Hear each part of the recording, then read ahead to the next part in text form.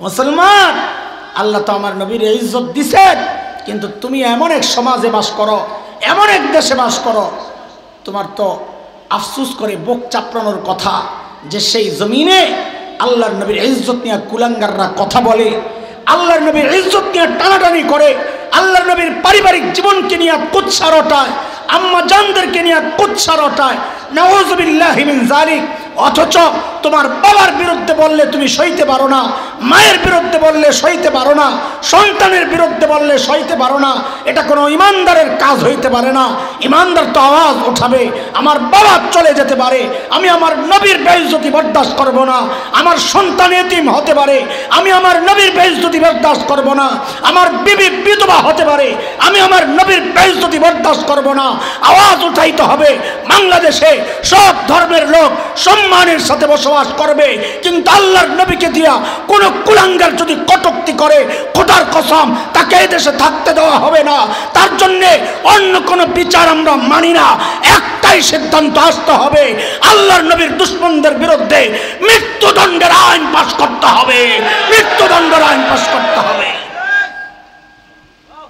এই আওয়াজ আসলে সাথে যোগ দিবেন তো ইনশাআল্লাহ। আল্লাহ কবুল করে। আমার নবীকে জানার জন্য আমি শুরুতে একটা উদাহরণ দিব। এইটা যে যত বুঝবেন নবী চেনা তত সহজ হবে ইনশাআল্লাহ। একজন বাবা ঢাকায়া ওরেল ঢাকায়া কেন বললাম, বাবার তো অভাব নাই, আপনারাও তো বাবা, আমার বলতে একটু সহজ হয় আর কি। ওরেল সম্পদের মালিক। ওরেল তো বুঝেন, যার মালের কোনো হিসাব নাই। বলেন তো এই অনেক টাকাওয়ালা বেড়া নরম হইব না গরম হইব? টাকার একটা গরম আছে না, কথা বলেন না? হ্যাঁ, গরম দেখায় না খালি হারুন ভাই একমত নেতা টেহা হইলে আমি যে কি গরম দেখাইতাম, আল্লাহ সুবহানাল্লাহ। দেখাননি গরম? আল্লাহ আল্লাহ কবুল করে। ওই বাবার একটা সন্তান। আচ্ছা, ধনী বাবার যদি একটা বাচ্চা থাকে, বাচ্চা এবং বাবার অবস্থা কি, নরম না গরম? কথা কয়। ঘটনাক্রমে ওই বাচ্চাটাও মেয়ে আর বাবার সম্পর্কটা একটু আহ্লাদি হয়, গরমটা আরেকটু বেশি। আবার ওই মেয়েটা খুবই সুন্দরী। এইবার কন্ত বাপের গরমের কি অবস্থা। আমি ওই বাপের নাম দিছি 440 বাবা। 440 লাইন আছে না? বাপরে বাপ, ধরা যায় না, ছোঁয়া যায় না, কাছে যাওয়া যায় না। পোলাবেন শেষ পর্যন্ত আমাকে জবাবে বলা লাগবে কোন বাবা। সবাই বলেন কোন বাবা? হ্যাঁ, গরম। ওই বাবার ওই মেয়ে বিয়ের উপযুক্ত হয়েছে। তো বিয়ার উপযুক্ত হইলে প্রস্তাব আসবে না? এমন মাইয়া হইলে তো কথা নাই, এক বাপের এক মাইয়া, ধনী বাবা, বিয়া করলেই তো আমি ধনী, অটো সিস্টেম। তা এক লোক আসছে এক ছেলের প্রস্তাব লয়া, ওই ঢাকায়া বাবা কিন্তু মনে রেখেন। তো আসছে, বাপ জিজ্ঞেস করতেছে আপনি কেঠা? একটা ভালো পোলা ছিল, আপনার মাইয়ার লিগা প্রস্তাব লিয়ে আইছি। তো মাইয়ার বাপ জিজ্ঞায় আপনি কেঠা? আমি পোলার খালু ওহি বুঝেন তো, ঢাকায়ারা হই রে কয় ওই, আমি পোলার খালু যেই না খালি কইছে আমি পোলার খালু মাইয়ার বাপ এমন খেপা খেপছে, কারণ বাপ তো খেপবই, গরম না কোন বাপ জানি, 440 সাবাস। এমন খেপা খেপছে, বেড়ারে মারছে ঝাড়ি, হাই মিয়া খালু হয়েছে প্রস্তাব লিয়া মিয়া, আমার মাইয়ার কোনো দাম নাই নি। তো বেড়ায় তো ডরাই মরে আসিস, ভাই তো কেঠাইব, তো পোলার বাপ পাঠান মিয়া, খালু হয়েছে প্রস্তাব লিয়া। তখন খালু কয় ভাই চেতন খেলা কইলি তো হে, বাইতে গেছে। যা পোলার বাপরে কয় বাইরে ভাই তোমার পুতের লেগে বিয়ার প্রস্তাব লিয়া গেছিলাম। আরে বাপরে বাপ, যেই গরমের গরম 440 বাপ, তোমার পোলার প্রস্তাব লিয়া তুমি যাও। বাপ আইছে, পোলার বাপ আইছে। ও আপনি ওই পোলার বাপ, কালকে আইছিল? হ্যাঁ। আপনার নাম কি? বউর নাম কি? বাপের নাম, মায়ের নাম, পোলার নাম? পোলা দেখতে কেমন, হাইট কেমন, কালার কেমন, বন্ধু বান্ধব কারা, সব খবর লিছে। বুঝছেন নি কথা? কথা বুঝতেছেন আমার? সব খবর টবর লিয়া পোলা তো পছন্দ হয়ে গেছে, পোলা পছন্দ হয়েছে। আচ্ছা এবার আপনারা বলেন, এই যে বাবা যার সম্পদের অভাব নাই, এই মেয়েকে বিদায় দেওয়ার সময় যার সব খবর টবর লইছে, পছন্দ হওয়ার পর এইবার বলেন তো, যদি শাড়ি দেয় বাবা কম দামি দিবে না দামিটা? কেমন দামি? বেশি দামি। কেন? কারণ তার টাকার অভাব নাই, খরচেরও এই মেয়ে ছাড়া আর জায়গা নাই। তো বাজার থেকে শাড়ি কিনে তো সেরাটা, গয়না কিনে তো সেরাটা, প্রসাধনী কিনে তো সেরাটা, যা দেয় সব সেরা সেরা জিনিস দিয়া সাজায়া তারপরে মেয়েরে বিদায় দিবে। এমনটাই তো হওয়ার কথা, নাকি বলেন? এখান থেকে বুঝতে থাকেন, আস্তে আস্তে ঢুকতেছে।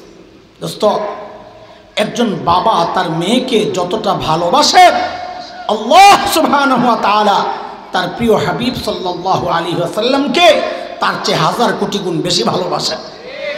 একজন বাবা তার সন্তানকে বিদায় দেওয়ার ক্ষেত্রে যদি সব সেরা সেরা জিনিস দিয়া বিদায় দিতে পারে, তা আপনিও এটা বোঝা দরকার, আল্লাহ আমার নবীকে দুনিয়ায় পাঠানোর সময় সব সেরা সেরা জিনিস দিয়া সাজায়া তারপর আমার নবীর দুনিয়ায় পাঠাতেছেন।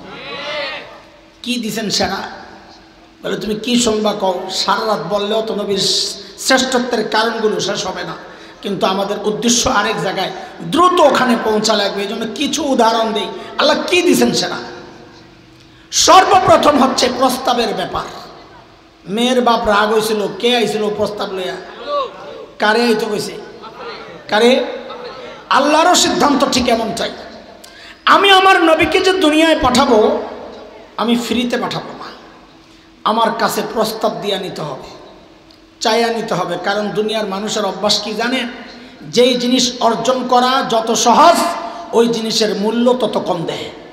অর্জন করা যত সহজ, মূল্য কঠিন, মূল্য তত বেশি দেয়। কথা ঠিক কিনা? আল্লাহরও সিদ্ধান্ত, আমি আমার নবীকে দুনিয়ায় ফ্রিতে পাঠাবো না, আমার কাছ থেকে চাইয়া নিতে হবে, প্রস্তাব দিয়া নিতে হবে। বলে প্রস্তাব কে দিবে? বলে খালু মালু চলবে না। কার দেওয়া লাগবে? কার? কার? আরে কার? আমার নবীর বাবাকে। মাশাআল্লাহ।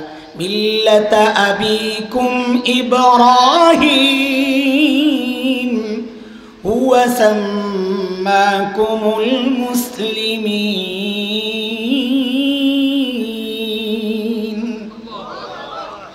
খলিল ইব্রাহিম যখন বাইতুল্লাহ বানান, আল্লাহ খলিলের দিলের মধ্যে ওই কথা ঢেলে দিয়েছেন, খলিল এত দামি একটা কাজ আপনি করেছেন খলিল, আমি আপনাকে পুরস্কার দিতে চাই, কি নেবেন বলেন?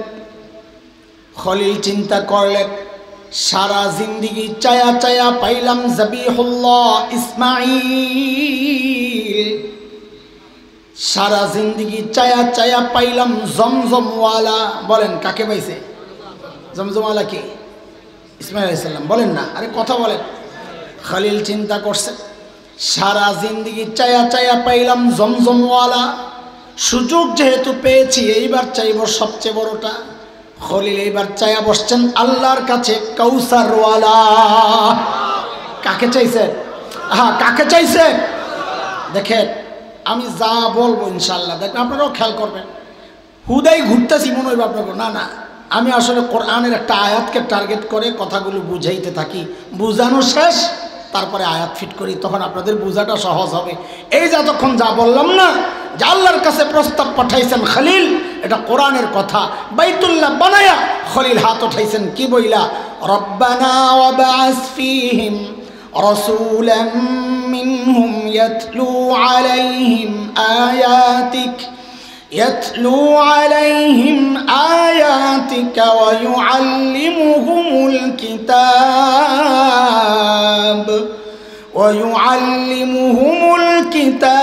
والحكمة ويزكيهم إنك أنت العزيز الحكيم।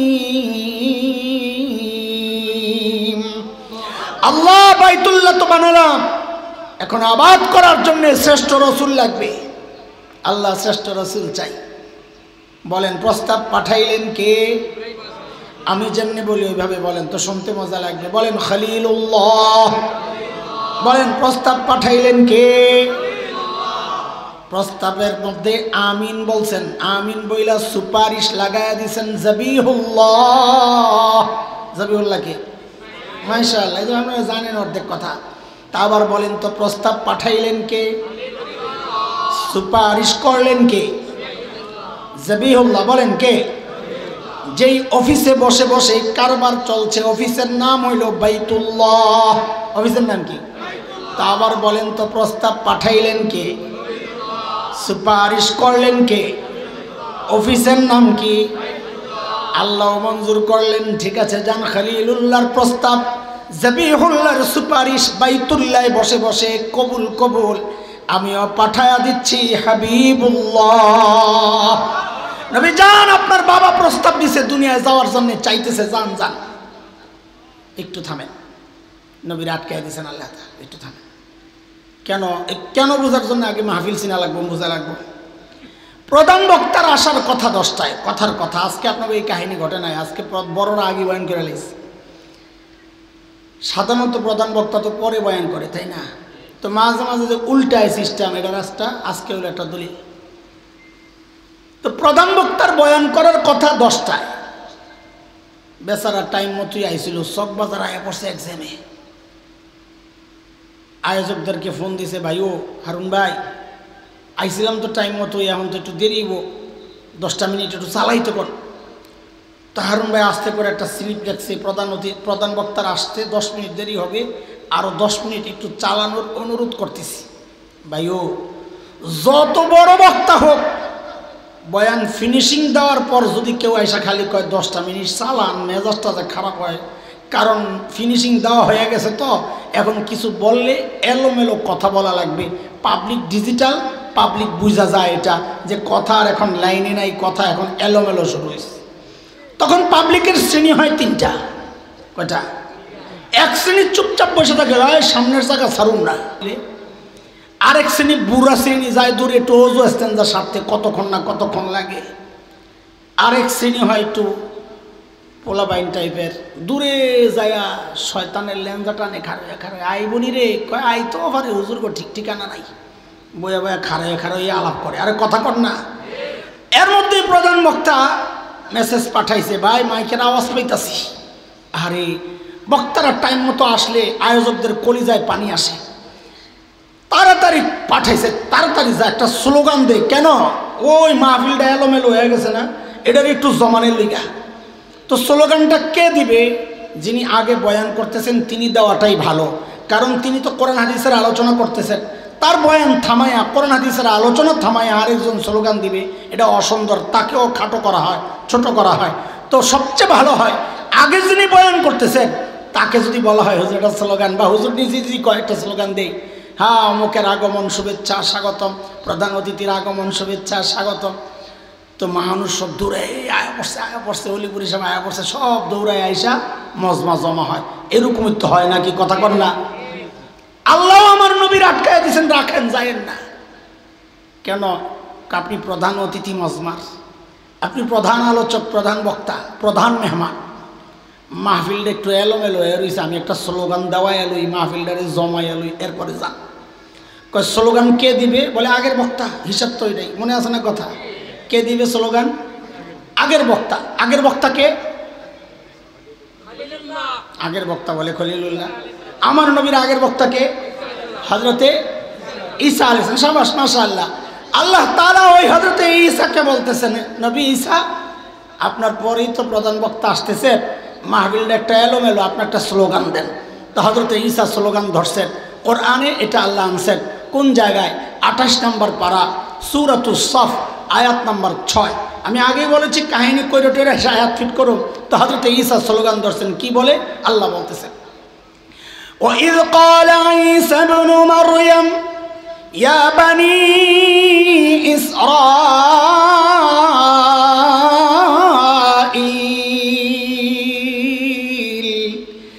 إِنِّي رَسُولُ اللَّهِ إِلَيْكُمْ مُصَدِّقًا لِمَا بَيْنَ يَدَيَّ مِنَ التَّوْرَاةِ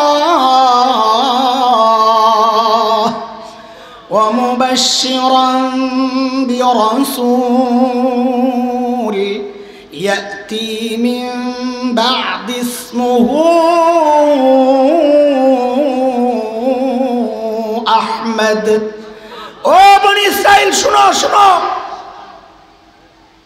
এতদিন আমি ওয়াজ করছি ইন্নী রাসূলুল্লাহি ইলাইকুম উলামা, উঠতি মাত্র উঠতেছেন এমন আলেমদের দৃষ্টি আকর্ষণ করতেছি, বড়রা তো জানেনি। গভীর থেকে একটা মারাত্মক ষড়যন্ত্রের বিষ দাঁত ভাঙতে চাই, গভীর থেকে একটু মনোযোগ দিলে বোঝা যাবে ইনশাআল্লাহ। এইটা বুঝলে বহু ষড়যন্ত্র আপনি দেখবেন, আরে এটা তো ষড়যন্ত্র, আপনি বুঝে যাবেন ইনশাআল্লাহ তাআলা। হযরতে ঈসার ঘোষণার মূল পয়েন্ট ছিল দুইটা। কয়টা বলেন, কথা কোন কয়টা? এক নাম্বার, আমার সাথে সবাই বলেন, ও বনি ইসরাইল, আল্লাহ আমাকে তোমাদের রসুল বানাইয়া পাঠাইছেন। বলেন এটা যদি, এটা আমাদের আলোচনার মূল পয়েন্ট। মূলত এইটা যার মাথায় আসবে, এইটা যে বুঝবে, সে বহু ফিতনারে দমাইতে পারবে, নিজেই হুজুর লাগবে না। বলেন, ও বনি ইসরাইল, আল্লাহ আমাকে তোমাদের রসুল বানাইয়া পাঠাইছেন। আবার বলেন, ও বনি ইসরাইল, আল্লাহ আমাকে তোমাদের রসুল বানাইয়া পাঠাইছেন। তাহলে হযরত ঈসা কাদের রসুল? আল্লাহ কাদের রসুল বানাইয়া পাঠাইছেন? বনি ইসরাইল ছিলেন তো, ইহুদিরা। ইহুদিরা কারা কারা? তা হযরত ঈসাকে আল্লাহ কাদের নবী রসুল বানাইয়া পাঠাইছিলেন? কাদের? ইহুদিদের। এখন ইহুদি বলেন কাদের? এটা হচ্ছে এক নম্বর বক্তব্য। হযরত ঈসার দুই নম্বর বক্তব্য হচ্ছে, এতদিন তো আমি বয়ান করছি, এখন যিনি আসতেছেন প্রধান অতিথি, প্রধান বক্তা আমার পরে, তার সুসংবাদ শোনাচ্ছে তোমাদের। তার নাম হচ্ছে আহমদ। আল্লাহু আকবার। আমার নবীকে আল্লাহ যা দিছেন সব সেরা সেরা জিনিস দিয়া সাজায়া দুনিয়ায় পাঠাইছেন। আরে নাম দিছেন তো দুইটা সেরা নাম। আমার নবীর এক নাম আহমদ, আরেক নাম মুহাম্মদ। আহমদ মানে সবচেয়ে বেশি প্রশংসাকারী, মুহাম্মদ মানে সবচেয়ে বেশি প্রশংসিত। কি সুন্দর নাম! আরবের কাফেররা তো পড়ছিল বড় বিপদে। বাজারে হাটে ঘাটে যায় মানুষের কাছে বদনাম করে, এই শোনো শোনো, মুহাম্মদ খারাপ মানুষ, তার কাছে যায়ও না। পাবলিক বলে মুহাম্মদ যিনি সবচেয়ে বেশি প্রশংসিত, তিনি আবার খারাপ হয় কেমনি? লাগছেনি ভেজাল? আরে লাগছেনি ভেজাল? মিটিং বসে, রে এই নামে তো বদনাম করা যাবে না। অফিসের দলীয় অফিসে মিটিং বসে, কয় কি করা যায়? কয় নাম পাল্টা। কি নাম দেওয়া যায়? বাংলাদেশের মুরগি চোরাই যদি থাকতো তো কই তো তেঁতুল হুজুর দিয়ালা, কিন্তু হয়তো ছিল না আর কপাল। তো ওই জায়গার ওই সময়ের যারা মুরগি চোরা ছিল, পান্ডারা নতুন নাম দিছে মুহাম্মদের জায়গায় মুজাম্মাম। নাউযুবিল্লাহি মিন যালিক। কি নাম দিছে? মুজাম্মাম মানে সবচেয়ে বেশি নিন্দিত। কহ এটা ঠিক আছে। বাজারে যাই এখন কয়, হনো কিছে, কই যে মুজাম্মাম আছে না, হের কাছে যাইবা না। পাবলিক 40 বছর চিনছে এক বেটার নাম, একজনের নাম মোহাম্মদ। এখন নাম পাল্টাইছে যে মুজাম্মাম, কয় পাবলিক কয় মুজাম্মাম কেটা চিনলাম না তো, লাগছিনি ভেজাল। আল্লাহু আকবার। আরে তুমি সারা জিন্দেগি বদনাম করবা, দিন শেষে জিজ্ঞেস করা হবে তুমি কার বদনাম করতেছ? বলে যিনি সবচেয়ে বেশি প্রশংসিত তার। তোর কি মাথা নষ্ট হয়েছে রে? আল্লাহ আমার নবীর আল্লাহ যা দিয়েছেন সব কি? আরে কথা কর না, সব কি? সেরা কি দিছেন? আমি যদি সত্যি, আমি তো কম জানা মানুষ, এই যদ্দূর জানি এটাই যদি বলি কয় রাত যাবে আল্লাহ জানি। কিন্তু আমার মাকসাদ এটা, আমার তো আরেক জায়গায় যাইতে হবে। আরেক জায়গায় মানে আরেক বয়ানে না, মানে বয়ানেরই আরেক জায়গায় যাইতে হবে। মূল পয়েন্ট তো রয়ে গেছে আরেক জায়গায়। আমি তো ঘুরতেছি অন্য জায়গায়, খাওয়াইতেছি চকলেট। মনে আছে তো? মনে আছে তো? আসলে তো চকলেট খাওয়ার মাকসাদ না, আসলে কি ইঞ্জেকশন দেওয়া। তাড়াতাড়ি এনে যাইতে হবে, নাহলে হাসপাতাল বন্ধ হয়ে গেলে পরে আরেক মুসিবতে পড়বে। আল্লাহ যা দিছেন তো সব সেরা। আরে কিতাব দিছেন তো সেরা, উম্মত দিছেন তো সেরা, বন্ধু দিছেন তো সেরা, আরে চেহারা দিছেন তো সেরা। হযরত ইউসুফ ছিলেন ফর্সা, আর আমার নবীর যা দিছেন সব সেরা। চোখের দিকে তাকাইলে মনে হতো এর চেয়ে সুন্দর চোখ আর হইতে পারে না। নাকের দিকে তাকালে মনে হতো এর চেয়ে সুন্দর নাক আর হইতে পারে না। কানের দিকে তাকালে মনে হতো এর চেয়ে সুন্দর কান আর হইতে পারে না। এই জন্যই তো কবি হাসান ইবনে সাবিত আমার নবীর চেহারার সৌন্দর্যে মুগ্ধ হইয়া কবিতা লিখতেছেন। কি বলে? ওয়া আহসানু মিনকা লাম তারা কাত্তু আইনি ওয়া আজমালু মিনকা লাম তালিদিন নিসা خلقت مبرأ من كل عيب কাআন্নাকা ক্বাদ খুলিকতা কামা তাশা। চিৎকার করে বলেন না আল্লাহু আকবার। ওগো নবী, আপনার দিকে তাকাইলে মনে হয় এই চোখ আপনার চেয়ে সুন্দর কোনোদিন কাউরে দেখে নাই, আপনার চেয়ে সুন্দর কোনো মা কাউকে জন্ম দেন নাই। নবী গো, আপনার দিকে তাকালে মনে হয় আল্লাহ আপনাকে সমস্ত ত্রুটি থেকে মুক্ত করে আপনার চাওয়া অনুযায়ী আসমান থেকে পাঠায়া দিছেন। বরকতের একটু শুনবেন, একটু হালকা হালকা হালকা। হ্যাঁ, বরকত বরকত। আমার নবী কি বরকত লইয়াছিলেন? আল্লাহু আকবার বলেন। তাইলে আরো জোরে, এত আসতে বললে আমি কথা আগাম। আল্লাহু আকবার, আলহামদুলিল্লাহ বলেন। কেন আল্লাহ আমাদেরকে না চাইতে সেই নবীর উম্মত বানাইছেন? আলহামদুলিল্লাহ। হযরত আমিনা পেটে বাচ্চা, নিজেই বলেন জমজম কুয়ার কাছে যখন যাইতাম, এ পোলা পানি আগে যাই না লই, কুয়ার পানি কই থাকে, উপরে না নিচে? জানো তাইলে না, কলিকালের পোলা পানি তো নাও জানতারের লেগে জিগাইলাম। হযরত আমিনা বলেন আমার দুলাল আমার পেটে, আমি যখন জমজমের কিনারায় যাই আমি লক্ষ্য করি আমি কাছে গেলে পানিগুলো আস্তে করে উপরের দিকে উঠে যায়। আমি পানি নিয়ে সরলি পানি আবার জায়গায় চলে যায়। মক্কার মেয়েরা আমার আটকায় রাখতো, বোন তুই খারো খারো, তুই গেলে পানি জায়গা নিচে আমাকে উঠাইতে কষ্ট হয়, তুই থাকতে থাকতেই পানি উঠায় লই। আল্লাহু আকবার। হযরত হালিমাতুস সাদিয়ার বর্ণনা আসছেন তায়েফ থেকে, গরিব মানুষ, বাহন দুর্বল, কম দামি গাড়ি আর কি, সোজা কথা। সবার পরে মক্কায় হাজির। আসছে কেন? পয়সার বিনিময়ে বাচ্চাদেরকে নিয়ে লালন পালন করে, এটা ছিল ওই সমস্ত এলাকার কাজ। তায়েফ পরিবেশ ভালো, ওখানে বাচ্চারা ভালো হয়, স্বাস্থ্য ভালো থাকে। হযরত হালিমা বলেন মক্কায় ঢুকে শুনলাম সব ধনী ঘরের বাচ্চা আগে আগে শেষ হয়ে গেছে। সবার টার্গেট থাকে ধনী বাচ্চা নিয়ে পয়সা বেশি পাবো, বুঝলেন না? সব বাচ্চা শেষ। খবর পাইলাম একটা বাচ্চা আনার জন্য কেউ যায় নাই, কেউ যায় না। খবর যখন পায় বাপ নাই, আর কেউ যায় না। বাপ নাই, টাকা দিব কে? আহারে। হযরত হালিমা বলেন স্বামীকে বললাম খালি হাতে যাওয়ার চেয়ে চলেন ওই তিন বাচ্চাটা নিয়ে যাই। আসলে কপাল খুলছে, বলেন না? আসলে হযরত হালিমা বলেন আমি যখন আমার বোন আমেনার ঘরে যাই, বাচ্চা শোয়া, আল্লাহ চেহারার দিকে তাকায় আমার মনে হইল যেন চাঁদের টুকরাটা পড়ে রয়েছে। দৌড়ে যায় এই বুকের সাথে জড়ায় আনিছি, আমার কাছে মনে হইলো আমারও জড়ায় ধরে রাখছে। আসলে নিজে এমনভাবে ধরছে মনে হয় যেন বাচ্চাও ধরে রয়েছে। হযরত হালিমা বলেন আমি যখন বাহনের উপর উঠলাম, বাচ্চা আমার কোলে, স্বামী আমার সামনে, ওঠার সাথে সাথে বাহনটা ধপাস করে বসে বসছে। আমি অবাক হয়ে গেছি, কিরে এত দুর্বল তো না যে বাচ্চার ভারে বসে যাবে, এমন করে তাইফ থেকে লইছে, কিছু একটা আছে গন্ডগোল। স্বামীরে বললাম দেখি তো একটু নেমে দাঁড়ান তো। বলে যেই না আমার স্বামী একটু নেমে দাঁড়ালেন, অমনি বাউনটা লাভ দিয়া দাঁড়ায় গেছে। আমি তো চমকে গেছি। স্বামীরে বললাম দেখি আবার ওঠেন তো। আবার উঠছেন সামনে, বসার সাথে সাথে বাউন আবার ধপাস করে বসে বসছে। হযরত হালিমা বলেন আমি যা বুঝার বুঝে গেছি। স্বামীরে বললাম দেখি সামনে থেকে সইরা পেছনে যায় একটু বসেন তো দেখি। বলে যেই না আমার স্বামী সামনে থেকে যায় পিছনে খালি উঠলেন, অমনি বাহন লাভ দিয়া উঠা এখন সবার আগে আগে দৌড়ায়। আল্লাহ সতর্ক করছেন হালিমা আমার দোস্ত, ছোট দেখা আরে বেইজ্জতি করবা, পিঠ দিয়া বইব তোমার জামাই। এই জন্য আমি আমার নবীরে দুনিয়ায় পাঠাইছি না। যাও পিছু যাও, নাহলে দুনিয়া বন্ধ করে দিব আমার নবীর বেইজ্জতি হইলে। মুসলমান, আল্লাহ তো আমার নবীর ইজ্জত দিছেন, কিন্তু তুমি এমন এক সমাজে বাস করো, এমন এক দেশে বাস করো, তোমার তো আফসোস করে বুক চাপড়ানোর কথা যে সেই জমিনে আল্লাহর নবীর ইজ্জত নিয়ে কুলাঙ্গাররা কথা বলে, আল্লাহর নবীর ইজ্জত নিয়ে টানাটানি করে, আল্লাহর নবীর পারিবারিক জীবনকে নিয়ে কুৎসা রটায়, আম্মা জানদেরকে নিয়ে কুৎসা রটায়, নাউযুবিল্লাহি মিন যালিক।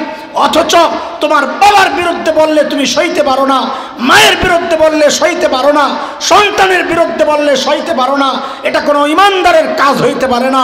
ইমানদার তো আওয়াজ উঠাবে, আমার বাবা চলে যেতে পারে, আমি আমার নবীর বেইজ্জতি বরদাস্ত করব না। আমার সন্তান এতিম হতে পারে, আমি আমার নবীর বেইজ্জতি বরদাস্ত করব না। আমার বিবি বিধবা হতে পারে, আমি আমার নবীর বেইজ্জতি বরদাস্ত করব না। আওয়াজ উঠাইতে হবে। বাংলাদেশে সব ধর্মের লোক সম্মানের সাথে বসবাস করবে, কিন্তু আল্লাহর নবীকে দিয়া কোন কুলাঙ্গার যদি কটূক্তি করে, খোদার কসম তাকে এই দেশে থাকতে দেওয়া হবে না। তার জন্য অন্য কোনো বিচার আমরা মানি না। একটাই সিদ্ধান্ত আসতে হবে, আল্লাহর নবীর দুশমনদের বিরুদ্ধে মৃত্যুদণ্ডের আইন পাশ করতে হবে, মৃত্যুদণ্ডের আইন পাশ করতে হবে। এই আওয়াজ আসলে সাথে যোগ দিবেন তো ইনশাআল্লাহ, আল্লাহ কবুল করে। হযরত হালিমা বলেন, এখন বাহন সবার আগে আগে দৌড়ায়।